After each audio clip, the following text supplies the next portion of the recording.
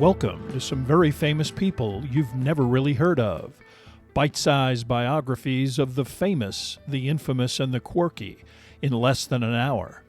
My name is Philip D. Gibbons, and there is more information about me, this podcast, and a bibliography at someveryfamouspeople.com. There are also photographs of many of the individuals and items mentioned in this podcast. At the conclusion of part one of this presentation, there will be additional suggestions concerning further information about today's subject, Bruce Reynolds, Gordon Goody, and the Great British Train Robbery of 1963.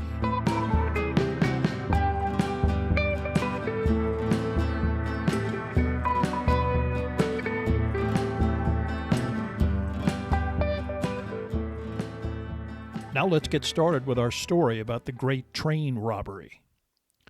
On August 7th, 1963, at 6:50 p.m., a TPO train left Glasgow's Central Station, bound for London's Euston Station, with an arrival time of 4 o'clock in the morning. TPO stood for Travelling Post Office, a special 12-car column that contained over 70 postal employees, some who picked up and dropped off mail along the route, while others sorted and organized material during the journey. The train routinely stopped at 7 stations. At other locations, mail bags were retrieved from specially designed raised pegs. The train was conveyed by a typical diesel-electric locomotive. The second car directly behind it was classified as the HVP coach, an acronym for high-value packages. These packages included large deliveries of cash, as well as registered mail, contained in standard white mail bags. On a typical mail run, the HVP coach carried almost 300,000 pounds, or 6.3 million pounds today. But as the previous weekend was a bank holiday, the coach was crammed with banknotes totaling 2,595,996 pounds and 10 shillings. These bills were either surplus money heading from regional banking locations to central London bank headquarters or worn currency designated for public removal and destruction. Adjusted for inflation, these 1963 pounds are currently worth approximately 45 million pounds today, and equivalent to about $56 million 2024 dollars. At 12 minutes after midnight, 2 men boarded the train at the town of Crewe. 57-year-old engineer Jack Mills and his junior co-worker, 27-year-old fireman David Whitby. Employees of British Railways, Mills had driven locomotives for over 20 years, and Whitby had worked on trains since the age of 16. As the TPO pulled into the deserted train depot, it was easily recognizable, painted red with bright lettering and regal design, announcing it as the Royal Mail. Despite the valuable cargo, there was no special security on the train. Only a British Railways employee situated in the last carriage, officially identified as a guard. Most likely because of the prestigious designation of the train as a literal agency of the British Crown, it was felt to be immune from any criminal danger. In fact, for over 125 years, no TPO train had ever been robbed. Additionally, once the train pulled out of a station, there was no way for anyone on board to contact either railway authorities or law enforcement. In fact, other than walking from one car to another, there was no mechanism for postal workers on board to communicate with other employees elsewhere on the train. In their cab, Mills and Whitby were completely cut off from the carriages behind them, having no ability either via radio or telephone to speak externally with anyone. Unbeknownst to the occupants of this August 7th traveling post office, their centuries-old immunity was about to expire. As the TPO barreled toward London, 15 men were beginning their final steps in intercepting the train at a spot between the towns of Leighton Buzzard and Cheddington. They were fully aware of the massive amount of cash on board, tipped off by a relative of a railroad worker who has never been officially identified. For almost a year after receiving this information, 3 men, Bruce Reynolds, Ronald Buster Edwards, and Gordon Goody, meticulously planned a Royal Mail train robbery and recruited various associates to help with the caper. In 1962, these career criminals had already successfully robbed a BOAC airport payroll worth £62,000. For the train heist, they recruited an expert who had successfully halted and robbed trains in southern England, a garage owner and car thief who provided the necessary vehicles, through a solicitor purchased a remote farmhouse where the gang assembled before the crime and would hide out afterward, and even retained a prospective train driver in the event that the Royal Mail engineer refused to cooperate. At 12:30 a.m., at their hideout known as Leatherslade Farm near the village of Oakley in the county of Buckinghamshire, Bruce Reynolds assigned numbers to all 16 men who would participate in the robbery, 15 individuals who would actually storm the train, as well as the potential driver. The 16 men that entered the 3 vehicles that made up their convoy, a Series 2 Land Rover, followed by an Austin truck with a Series 1 Land Rover bringing up the rear. The vehicles had been repainted to give them a military appearance, all of the robbers dressed in soldierly-looking uniforms. If they were stopped by any curious law enforcement en route, their explanation would be that they were part of an Army exercise. Typically, Bruce Reynolds had donned the uniform of an Army major. Although a petty criminal and burglar first arrested at the age of 17, Reynolds had always aspired to masterminding much larger criminal enterprises. He routinely wore suits and apparel purchased along London's fashionable Savile Row, ate in upscale, high-profile dining establishments, and drove an Aston Martin sports car. Well-dressed, with chiseled good looks and sporting black horn-rimmed eyeglasses, Reynolds was a trend-setting character right out of the British crime and espionage thrillers that came to dominate the 60s and early 70s. Reynolds got into the first vehicle. Joining him was Roger Corddry, 42 years old. Corddry was the individual charged with implementing the process that would bring the train to a halt. Although not particularly technical, Corddry's methods were responsible for 6 successful train heists on Britain's south coast line. Corddry was also the head of a criminal gang known as the South Coast Raiders, individuals that he insisted be included in the robbery as a condition of his involvement. These men were also career criminals, providing the muscle necessary to intimidate or even assault any train employees who might resist the robbery. As the convoy deliberately made its way to its destination, Gordon Goody sat quietly in the third vehicle with 2 other conspirators. There was nothing to do now but relax and enjoy the ride. It was 1:30 a.m. when the 3 vehicles reached their destination, a single lane that led under a railroad bridge designated as number 127, also known locally as the Bridigo Bridge. The drivers parked their vehicles nearby on the side of the road, the truck closest to the embankment that led about 20 feet up to the tracks. All of the men then put on dark coveralls to approximate the appearance of a railroad employee. Corddry and Roy James quickly ascended the incline and cut the overhead telephone wire. Gordon Goody supervised placing a white sheet at the exact spot where the train would be halted, and the removal of the money should begin, as close to the truck as possible. The plan actually called for tampering with 2 signals located about 1,100 yards north at a location known as Sears Crossing. Normally green, Corddry's plan called for covering these lights with a black glove and placing battery-powered amber and red lights in their place. Upon slowing down at the amber light and seeing the red light, the engineer would have no choice but to stop and investigate. Most likely, he would send his firemen up the track to determine if the red light was a legitimate concern or merely a signal malfunction. The plan called for the firemen to be neutralized outside of the cab and for the robbers to enter the locomotive forcibly if necessary. The locomotive and the HVP car and another carriage would then be uncoupled from the rest of the train and driven up the track by the robber's driver to the Bridego Bridge. Although the HVP car did have doors that could be locked from the inside, it also had windows big enough to allow entry once smashed, while the assailants attempted to also bash their way through the entrance door. Once inside, the postal employees were to be subdued and the money unloaded and tossed down the embankment via a bucket brigade into the back of the truck.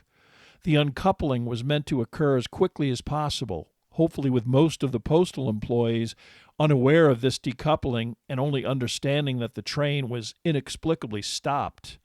The longer that this confusion persisted, the longer it would be before anyone on the train could even attempt to sound the alarm. Although urban legend and even subsequent accounts written by the robbers themselves described an operation that went off without a hitch, there were several fundamental mistakes and incidents that might have jeopardized the entire robbery. Even before the anticipated halting of the train at Sears Crossing at 2:45 a.m., a telephone operator at Leighton Buzzard had informed an engineer at the General Post Office of a line outage problem with the telephone wire that, unbeknownst to them, was the result of being cut by the criminals. Any prompt investigation of this outage might have unraveled the plan during its implementation. Improperly tampering with the signal lights also caused another inadvertent situation that could have been fatal to the plan. Roger Corddry could not be in two places at once when it was time to obscure the two green lights with amber and red illumination. Therefore, he carefully instructed another of the train robbers, John Daly, in the procedure necessary to obscure the green light and activate the amber light via an attached battery and crocodile clips. The plan called for the switch to be made when Reynolds notified them both by walkie-talkie that the mail train was approaching. Corddry successfully obscured his green light using this method, but inexplicably, Mayer, instead of covering his green light signal bulb with a black glove, chose to unscrew it instead. The loose bulb was subsequently found on the ground by investigators.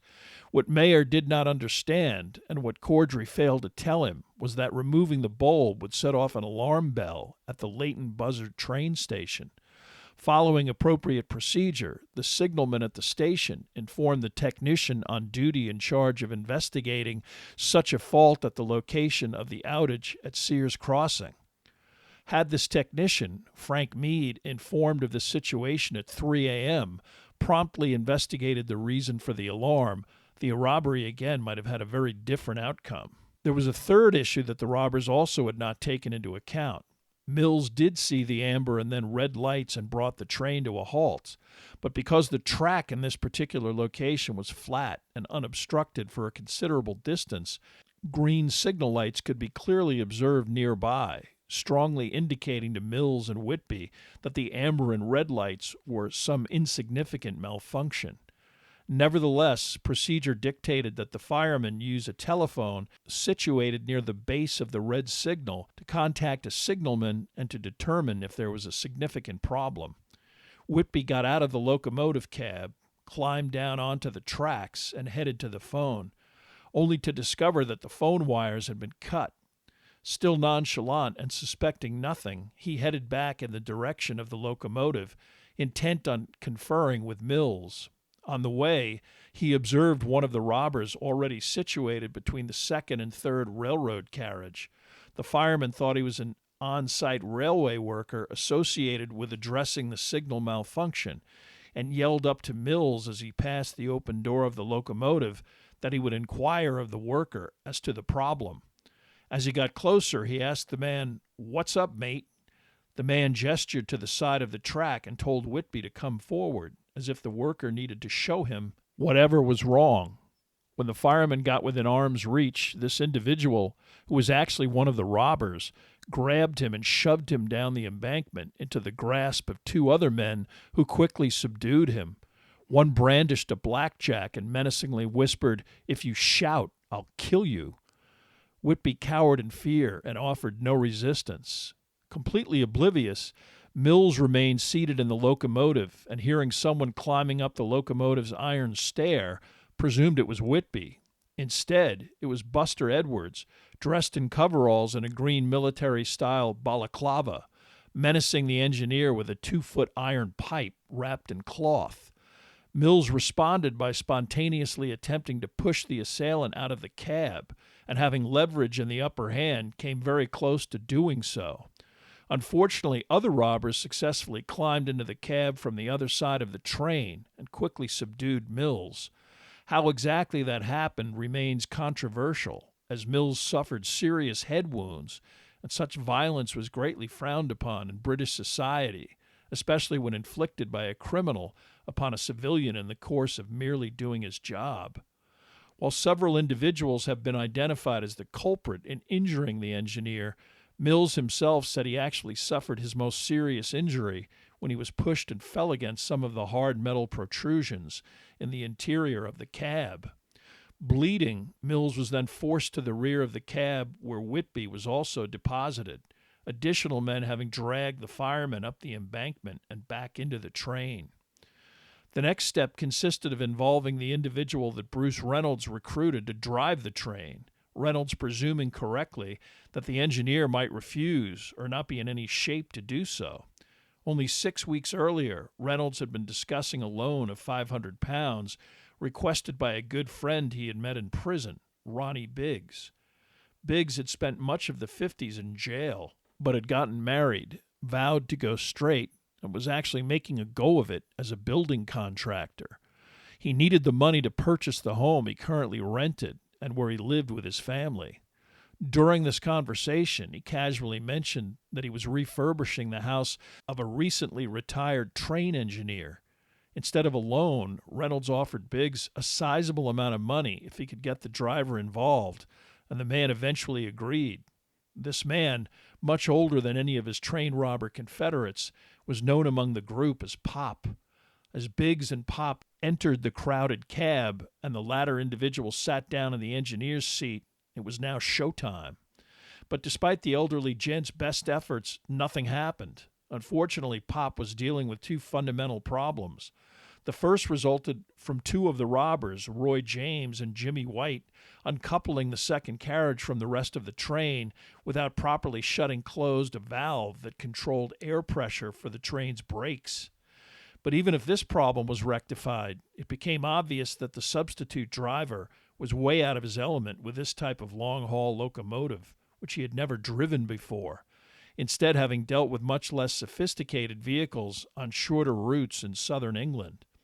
With 9 men in the cab getting more anxious by the second, the train going nowhere, millions of pounds hanging in the balance, and valuable time slipping away in the face of a 30-minute deadline imposed by Bruce Reynolds, who was observing from one of the Land Rovers parked on nearby Route B488, the volatile temper of Gordon Goody suddenly interjected itself into the stalled process. Unlike Reynolds, who considered himself a gentleman and a sophisticate, Goody was more inclined to impulsively incorporate violence into his behavior. His first prison term earned at the age of 17 when he beat and robbed a man merely because he believed he was a homosexual. Enraged at the lack of progress, the formidable Goody suddenly screamed for the removal of Pop, telling some of the other conspirators to drag the real engineer back into the cab.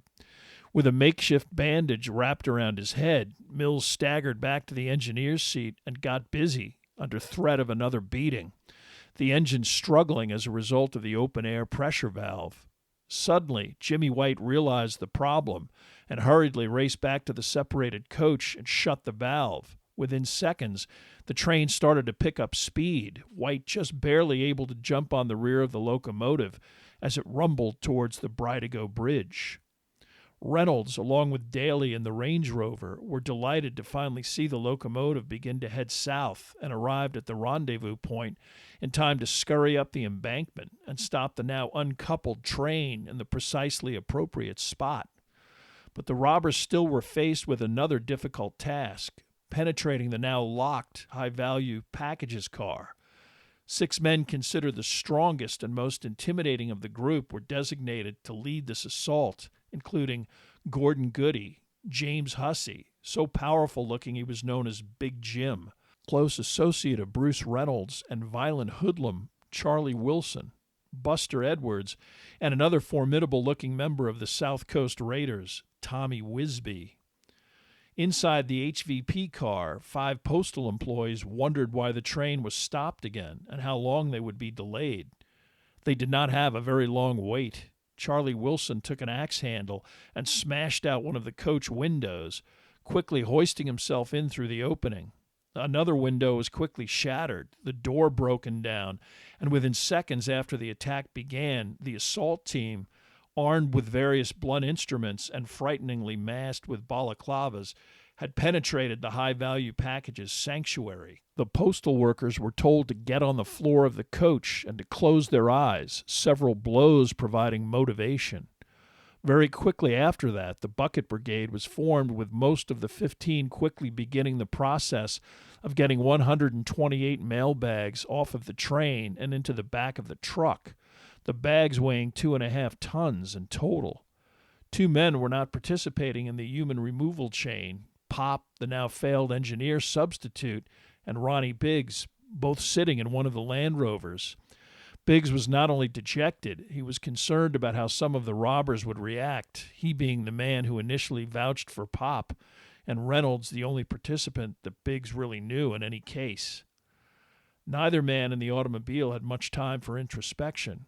As the truck rapidly filled up, Reynolds called out the time, 3:30 a.m., 30 minutes after the train was first halted.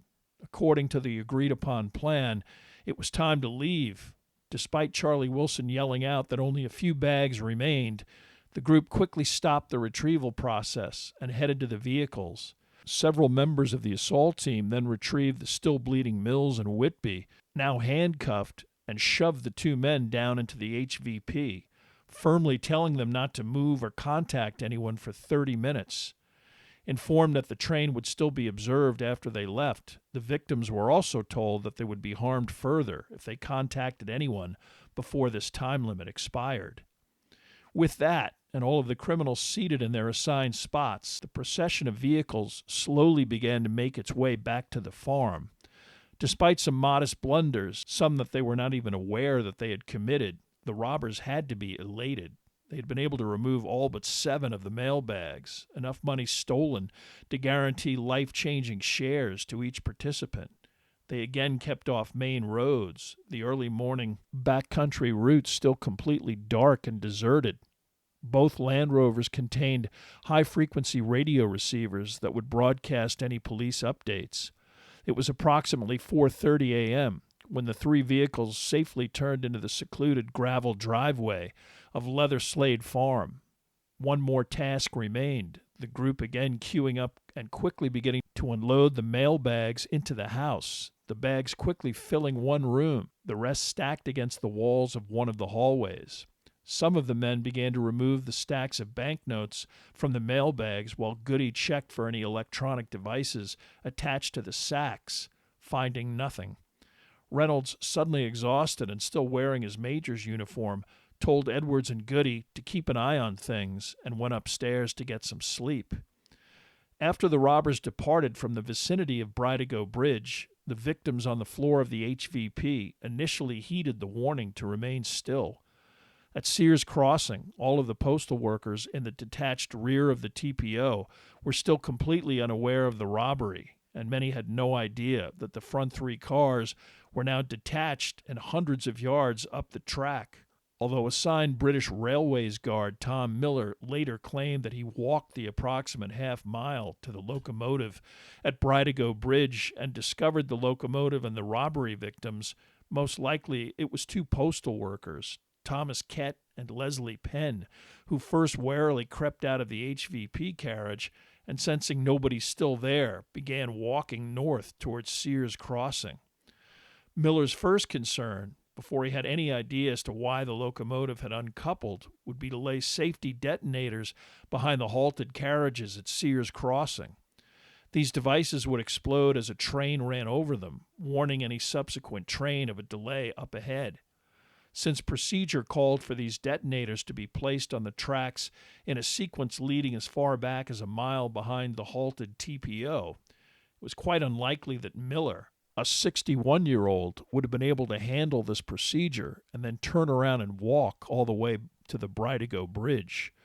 Such minor discrepancies might seem trivial, but this was the first of many inaccuracies, continually repeated by both law enforcement and the robbers themselves, that have greatly confused what actually happened during the robbery and its aftermath.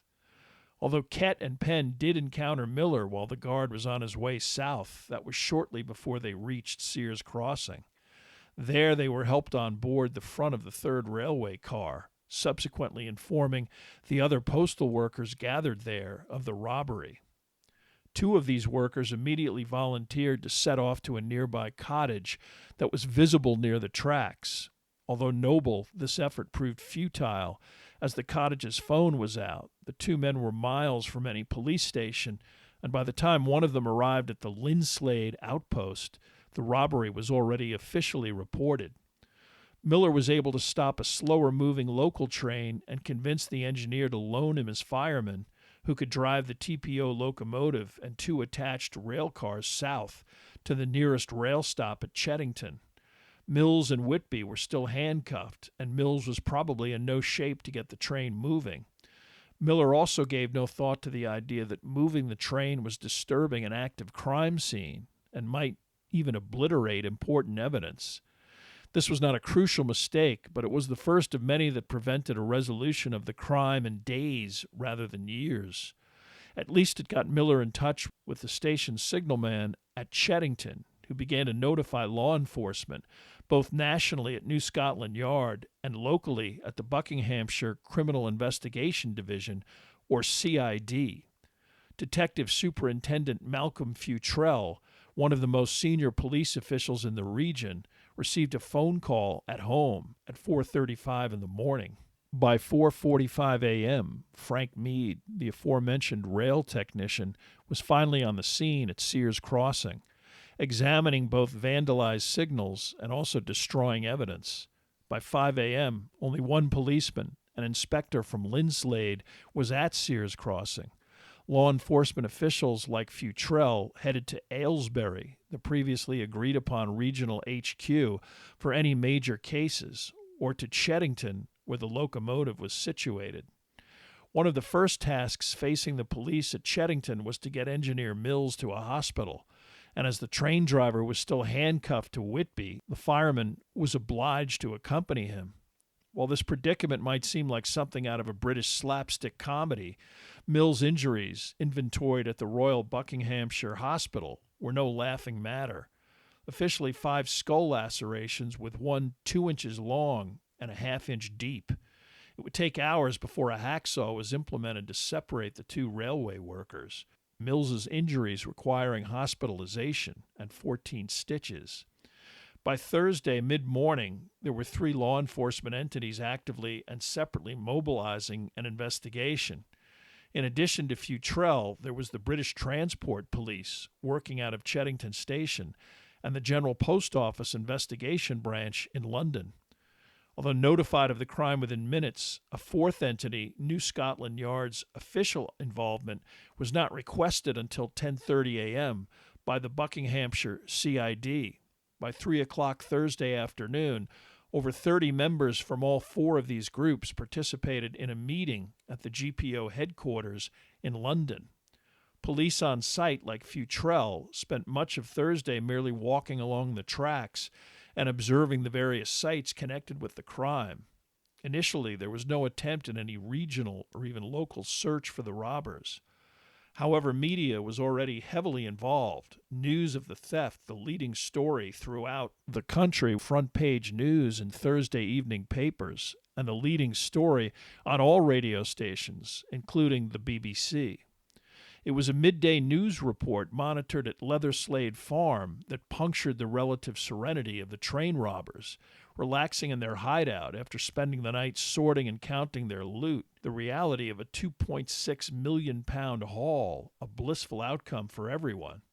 Initially, their plan called for them to ride out any initial media hysteria and police response in their sanctuary, believing its remote location would shield them from any attention.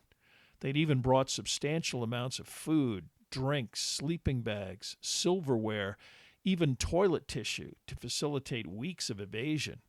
Eventually, when the coast was clear, they intended to make their way back to London in the same vehicles that brought them to the farmhouse, namely their truck and the 2 Range Rovers. But clearly, by noon, police, either through their own investigation or tips from the public, had at least some information. One obvious source were the 2 railway employees, taken from the cab and told to lie down on the train track embankment. Whitby especially would have been able to at least get a glimpse of the vehicles parked nearby. So, although it was a shock to the robbers, it should not have been surprising that the midday news not only reported a theft of at least £1 million, but also that the bandits had escaped in what was described as military-style vehicles. And Reynolds, Goody, and company had no way of knowing either where that information came from and how specific it might be. On the deserted roads to and from the Bridego Bridge, had some observant resident or even one of their neighbors been able to specifically see the 3-vehicle convoy or even get a license plate number? Using these 3 vehicles to not only return to London but also transport the money was suddenly no longer a viable option. Plan B must be utilized. Except there was no Plan B.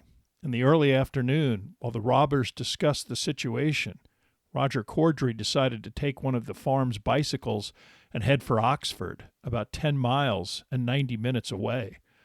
Corddry agreed to contact Brian Field, the legal clerk involved with purchasing the farm, to help arrange alternate transport. He also agreed to call a female friend of Reynolds to get her and another individual to meet Reynolds the next day in a small town, about 6 miles from the farm. Also realizing that they might not have weeks for a massive cleanup of incriminating evidence, the gang also began to wipe down the house for fingerprints, burn and bury some of the clothing used in the robbery, as well as banknote wrappers and mail bags. Already it was becoming a consensus that they would be leaving sooner rather than later. This urgency proved well-founded. The next morning, most likely because of the pressure on law enforcement, not only to explain how such a crime could have even happened, but also to provide reassurances that a substantive investigation was underway, Futrell would subsequently claim in a book about the robbery investigation that law enforcement deliberately leaked any possible significant information available. Although they didn't have much, police did have the statement from the victims in the HVP that they were admonished to not move for 30 minutes. Intelligently, at least one detective deduced that the robbers may be hiding within 30 minutes of the robbery site.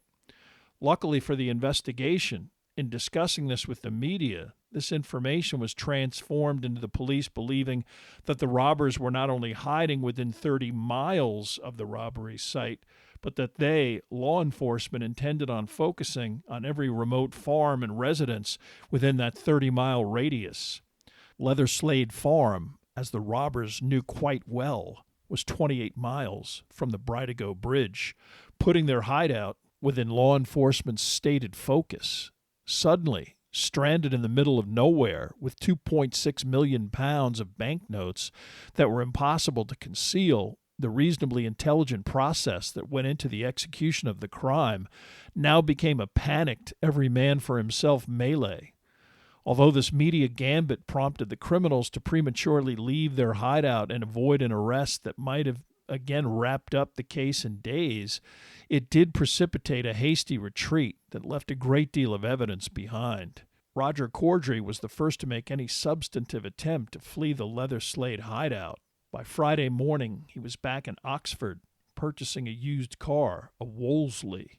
Upon his return, he loaded up a share of the loot, £142,000, and another Confederate, Jimmy White, and headed back to Oxford and a flat he had previously rented before the heist.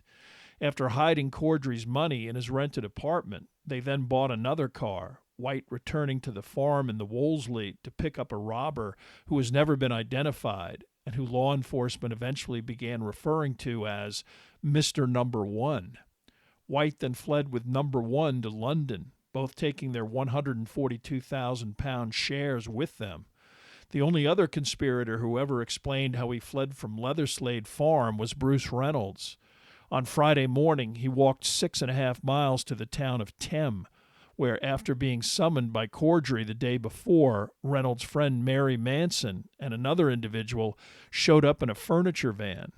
Reynolds left them there and returned to the farm, picking up Daly and both of their shares. Returning to Thames with Daly, he had Manson drive the van back to her residence in Wimbledon, figuring that it was wise to remain separate from his cash until he could determine how precarious the situation might be back in London. Daly and Reynolds took a bus back to the capital, a cab to Manson's home where they picked up the van, and then they drove the vehicle to a rented garage, stashed their money behind some furniture, and locked the doors. By early Friday evening, various vehicles were arriving at Leatherslade Farm in a now very determined effort to vacate the premises as quickly as possible. Again, exactly how and when everyone abandoned the farm is unknown, but several accounts indicate that Brian Field, who first approached the robbers with the information about the cash on the train and helped through his solicitor's firm, where he was employed to acquire Leatherslade Farm, showed up at some point on Friday with enough transportation to extricate 8 men, including Goody and Edwards, and 2 other robbers who have never been identified, who came to be known as Mr. Number 2 and Mr. Number 3. At some point on Friday, possibly because he felt responsible for them, Reynolds is also believed to have returned with Daly in 2 separate cars to rescue Biggs and Pop, the train driver. In any case, by midnight on Friday, less than 48 hours after the robbery, Leatherslade Farm was abandoned. Brian Field subsequently put his 8 now fugitive gang members up at his suburban house. He had little choice, probably never believing that the farm would ever be located, and understanding that the arrest of any of the robbers, especially at the farm, would have led law enforcement directly to him. All day, Saturday, wives, girlfriends, or acquaintances arrived at Field's home, and one by one, the robbers and their loot headed to various spots throughout metropolitan London or southern England.